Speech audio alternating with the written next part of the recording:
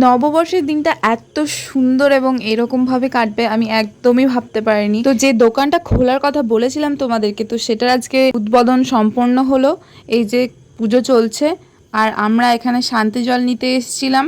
দোকানটার এখনো পর্যন্ত মাত্র 10%ই সাজানো হয়েছে, এখনো পর্যন্ত কিছুই কমপ্লিট হয়নি। তো আমরা আস্তে আস্তে চেষ্টা করছি যাতে তা খুব তাড়াতাড়ি সম্পন্ন হয়ে যায় কাজ। তাও আজকে সারাদিনটা বন্ধুদের সাথে মজা করার পর দেখি কাস্টমার এসে হাজির।